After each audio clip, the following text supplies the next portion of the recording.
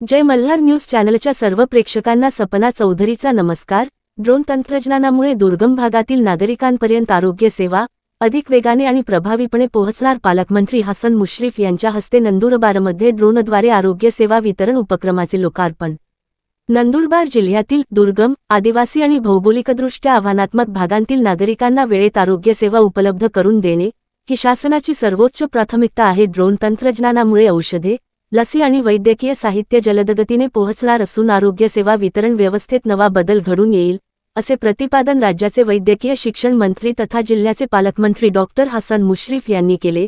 नंदुरबार जिल्ह्यातील दुर्गम भागांसाठी सुरू करण्यात आलेल्या ड्रोनद्वारे आरोग्य सेवा वितरण प्रकल्पाचे लोकार्पण त्यांच्या हस्ते संपन्न झाले।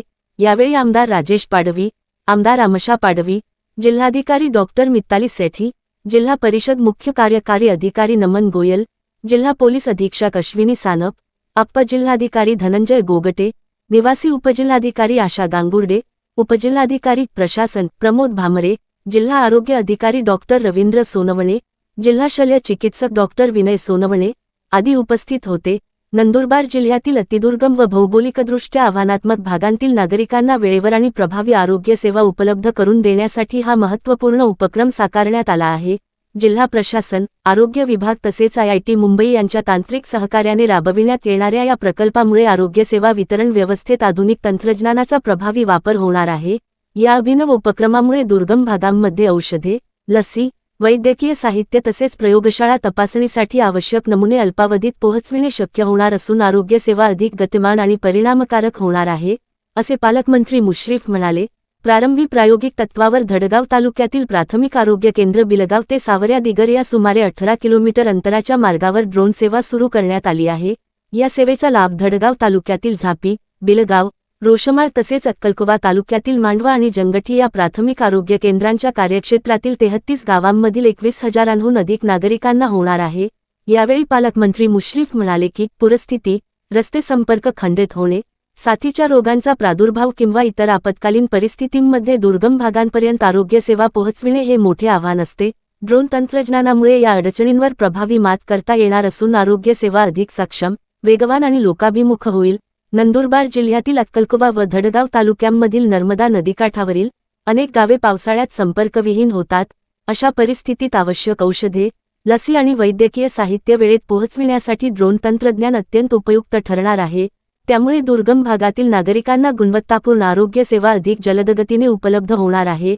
आदिवासी व दुर्गम भागातील नागरिकांचे आरोग्य संरक्षण अधिक सक्षम करण्यासाठी शासन सातत्याने प्रयत्नशील आहे। आधुनिक तंत्रज्ञानाचा वापर करून प्रत्येक नागरिकापर्यंत आरोग्य सुविधा पोहोचविण्याचा हा उपक्रम राज्यासाठी दिशादर्शक ठरेल, असेही पालकमंत्री हसन मुश्रीफ यांनी सांगितले। या उपक्रमामुळे नंदुरबार जिल्ह्यातील दुर्गम भागांतील आरोग्य सेवा वितरण व्यवस्थेला नवी गती मिळणार असून आधुनिक तंत्रज्ञानाच्या सहाय्याने आरोग्य क्षेत्रात नव्या पर्वाची सुरुवात झाली आहे। सपना चौधरी, जय मल्हार न्यूज, नंदुरबार। भागासाठी ड्रोनद्वारे आरोग्य सेवा वितरण प्रकल्पाचा शुभारंभ नुकताच माझ्या हस्ते जे आमदार महोदय आज उपस्थित आहेत, जिल्हाधिकारी आणि सर्व अधिकारी यांच्या उपस्थित झालेला आहे। या अभिनव उपक्रमामुळे आपल्या दुर्गम भागामध्ये आणि विशेषतः डोंगरी भागामध्ये औषधी, लसी, वैद्यकीय साहित्य तसेच प्रयोगशाळा तपासणी आवश्यक नमुने अल्पावधीत पोहोचवणं शक्य होणार आहे। आता आपण बघितलं की जिल्हाधिकारी कार्यालयामधून DSP कार्यालयापर्यंत जाण्यासाठी किती अवधीमध्ये हे ड्रोन जाऊन आलं।